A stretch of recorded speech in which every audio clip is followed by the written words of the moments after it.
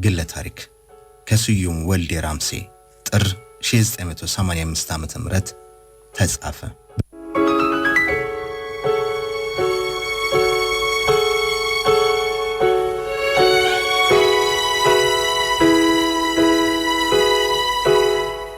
በብስራተ ወንጌል ሬዲዮ ጣቢያ ለሥራ ባሰብኩት ጊዜ ይበልጥ ብዙ ቆየው። የትኞቹ ምክንያቶች ጠንክረው እንደያዙኝ ባላውቅም በሥራው በጣም ተደስቻለሁ። እንደ ፈጠራ ሥራ ነበር ማየው። ከትምህርት ሚኒስቴር ወደ ፈረንሳይ ሀገር የተፈቀደልኝ የነጻ ትምህርት ዕድል ገና ከመጀመሪያው በትናንሽ ነገሮች ስለተሰናከለ የመሄዴ ጉዳይ ተረሳ። ፈረንሳይ ሀገር ሄዶ መማሩም እየዋለ ያደር ጥሩ አማራጭ አልመስልሃለኝ። እናቴም በጸና ታማ ነበርና ትቻት መሄዱን አልፈቀድኩትም። ለኔ እንደ ጊዜ ማሳለፊያ የተሰማራሁበት የሬዲዮ ጋዜጠኝነት ሥራ በሕዝብ ዘንድ ተወዳጅ ያደረገኝና አንቱታንም እያተረፈልኝ ነበር። በርግጥም በሥራው መስክ ብዙ ነገሮች የተሳካልኝ ይመስለኛል። ከዚህ ሁሉ በላይ በጣቢያ ውስጥ የነበረው ማህበረሰብ መተሳሰብ ይህ ነው የማይባል እርካታን አስገኝቶልኛል። የፕሮግራም ክፍል ሰራተኞች እጅግ ከመግባባታችንም በላይ ቁጥራችን በማነሱ እንደ እናትና አባት ልጆች በጣም እንፋቀራለን፣ እንተሳሰባለን። ከመካከላችን አንዱ አንድ አይነት ችግር ወይም እክል አጋጥሞት ከሥራ ቢቀር ያንንም የቀረበት ምክንያት ስለምናውቀውና ስለምናከብረው በእርሱ ስም የሚተላለፍ ፕሮግራም አዘጋጅተን ስናቀርብ አለቃችን እንኳን አለማውቁ ነው። ሕይወት በእንደዚህ እንዳለ ያቺ ለመጀመሪያ ጊዜ በብስራተ ወንጌል ሬዲዮ ጣቢያ መቀጠር እንደምፈልግ ያናገርኳት ሚስ ሼራ እንደገና ከነበርኩበት ሥራ ለመልቀቅ ምክንያት ልትሆነኝ ነበር። በ1960 ዓመተ ምህረት አጋማሽ አካባቢ ወደ ሀገሯ ወደ አሜሪካ ስለተመለሰች የደብዳቤ ግንኙነት እናደርግ ነበር። በጣቢያው ቆይታችን ወቅት ከእርሷም ሆነ ከሌሎቹ ጋር በጣም እንግባባ የነበረ ከመሆኑም በላይ በሁለተኛው የ1959 ዓመተ ምህረት ኤግዚቢሽኔ ላይ ካቀረብኳቸው ስዕሎች መካከል ሁለቱን ገዝታኛለች። በስዕል ሙያውም በትምህርትም እንድገፋበት ስለምታደፋፍረኝ የነጻ የትምህርት ዕድል አደራጅታ በ1962 ዓመተ ምህረት ወደዚያ ወደ አሜሪካ እንዲሄድ የሚያስችሉኝን መጠናቀቅ የሚገባቸውን ቅጾች እንድሞላ ላከችልኝ። በጣም ደስታ ተሰማኝ። በመሃሉ በመጨረሻው ዓመት የነበረው የሶቪየት ስኮላርሺፕ ውጤትም ደረሰኝ። ከ21 ቀን በኋላ ወደ ሞስኮ መጓዝ እንዳለብኝ የሚገልጽ ነበር። ያ የሁሉ አማረሻ አይነት ጣጣ መጣ። ዋሽንግተን ወይስ ሞስኮ? ምናልባት ተወስኖ ያለቀ መስሎ ስለታየኝ ይሁን ወይም የህይወት ጀልባ አቅጣጫ ወደዚህ አምርቶ እንደሆነ አላውቅም፣ በሞስኮ ጉዞዬ ላይ አተኩሬ ወሰንኩ።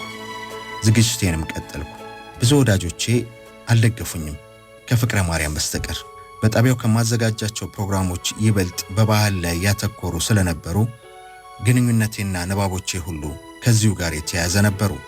በተለይም ስለ ኢትዮጵያ ጥበብ መጽሐፍትን እየፈለግኩ በማነብበት ወቅት ለመገንዘብ የቻልኩት አንድ ቁም ነገር አብዛኞቹ የተጻፉት ጽሑፎች ከሙያው ጋር ቀጥተኛ ግንኙነት ባላቸው ሰዎች ሳይሆኑ በጎ ፈቃድ ያላቸው የውጭ ሀገር ምሁራን መሆናቸውን ለማወቅ በመቻሌ ቅሬታ ተሰማኝ።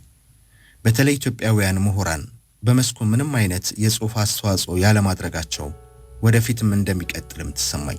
እኔ በተግባራዊ ገጽታ ሳይሆን በንድፈ ሐሳባዊ ገጽታ በሰማራ የበለጠ አስተዋጽኦ እንደሚኖረኝ ገመትኩ። መወሰኑ ከባድ ነበር፣ ግን ያነበብኳቸው አንዳንድ መጽሐፍት ባሳደሩብኝ ስሜትና ሀገሬን በዚህ ረገድ የነበረባትን መራቆት ለመሸፈን የማታ ቁርጠኛ ውሳኔ ላይ ደረስኩ።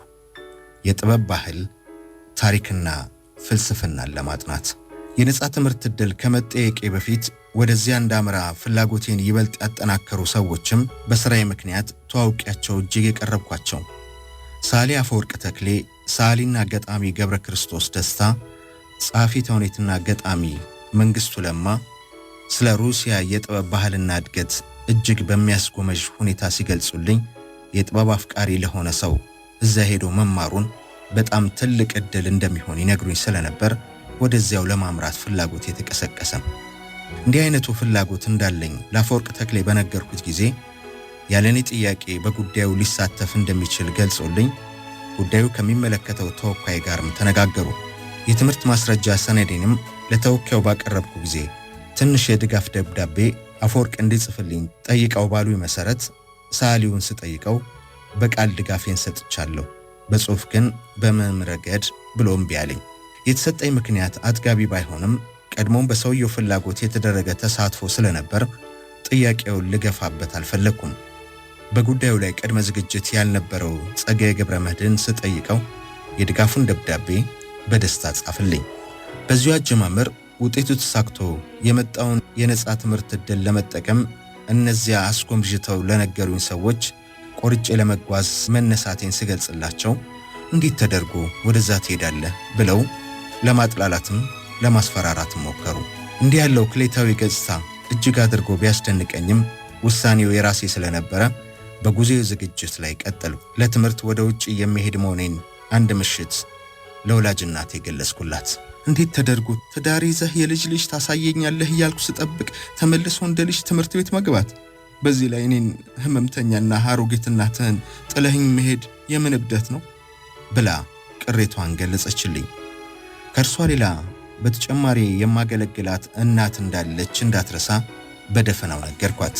በቁጣና በመገረም ድምፅ ማነች እናትህ? ያበበ እናት ብላ ጠየቀችኝ።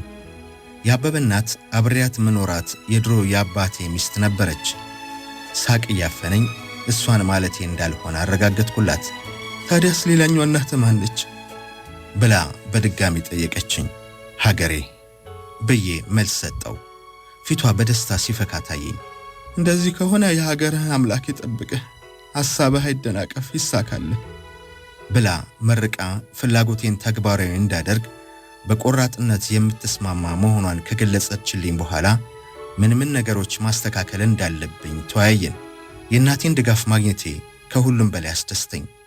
በጊዜው የነበረው ዝግጅት ያለምንም እንከን ተፋጥኖ ተጠናቆ ግብዣዬንም ስንብቴንም አጠናቅቄ ነሐሴ 10 ቀን 1961 ዓ.ም ጉዞዬን ወደ ሞስኮ ቀጠልኩ። ነሐሴ 10 ዳግመኛ በሕይወቴ ከባድ እንቅስቃሴ ያደረኩበት ነው። የ1945 ዓ.ም ነሐሴ 10 ተወልጄ ካደግኩበት ቤት የወጣሁበት ሲሆን የ1961 ዓ.ም ደግሞ የትውልድ ሀገሬን ትቼ ለመጀመሪያ ጊዜ ወደ ባህር ሀገር የሄድኩበት ቀን ነው።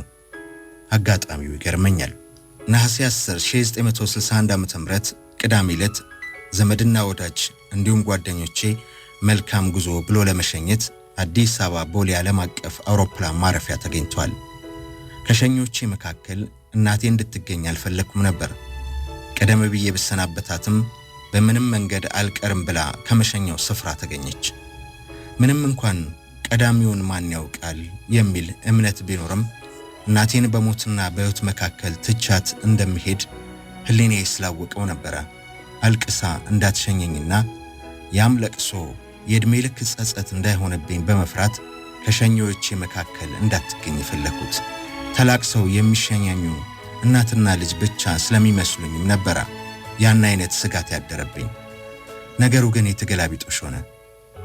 እናቴ እየሳቀች እየተጫወተች ደግማ ደጋግማ የሀገር አምላክ ይጠብቅ፣ የሰው ሀገር ምግባሩ ስለሆነ የትም ሄደ ጥሩ ምግባር ካሳየ የሰው ሀገር አድባርም ትቀበልሃለች እያልሽ ነበር የምትመክረኝ። እሷ እንደዚያ እያሳቀችና እየተጫወተች በፈገግታ ስማ ስትሸኘኝ ሌሎች ያልጠበቅኳቸው ሰዎች እያለቀሱ ሲሸኙኝ ሕይወትን ወደማይታመን የተውኔት መድረክን ለውጬ በመገረም እንዳስባት አደረጉኝ። የእናቴ አሸኛኘት ፈገግታና ሳቅ ልቤን አሞቀው፣ አደነደነው።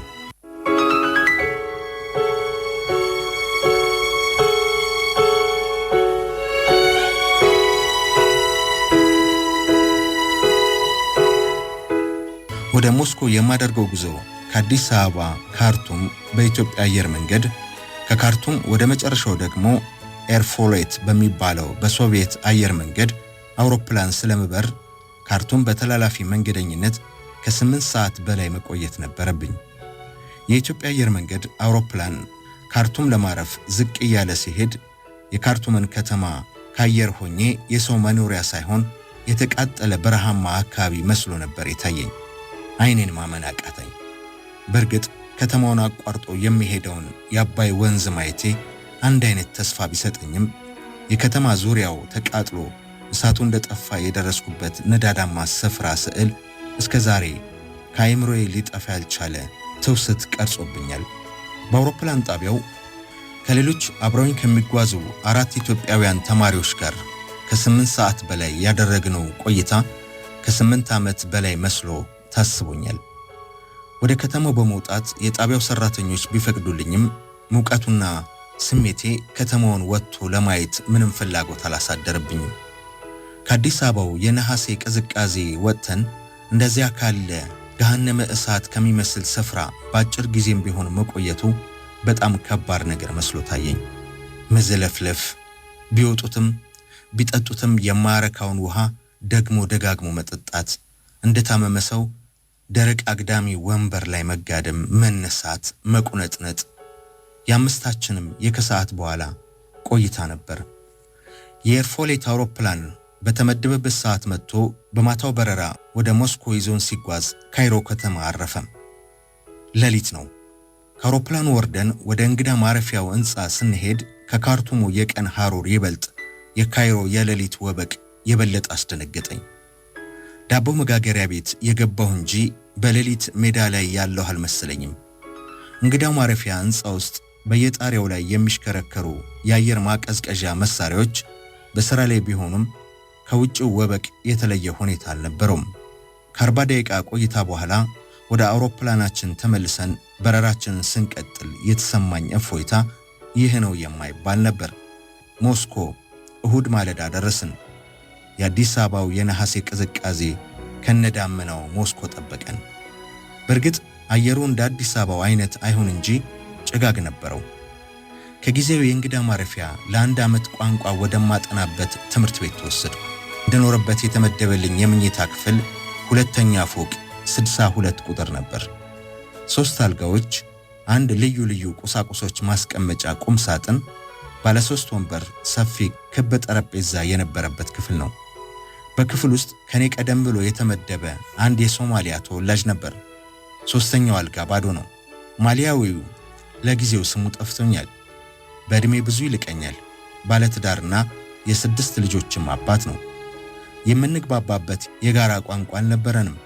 እርሱ የመጣው ቀድሞ የጣሊያ ሶማሊያ ከምትባለው አካባቢ ስለነበር ሐሳቡን ሊገልጽ የሚችልበት የውጭ ቋንቋ ጣሊያንኛ ነው። እኔ ደግሞ የጣሊያንኛ ቃላትንና ቁጥርን ልስማ እንጂ ሐሳቤን ሊገልጽ የምችልበት ቋንቋ አልነበረም። ሆኖም በምልክት ጭምር እንግባባ ነበር።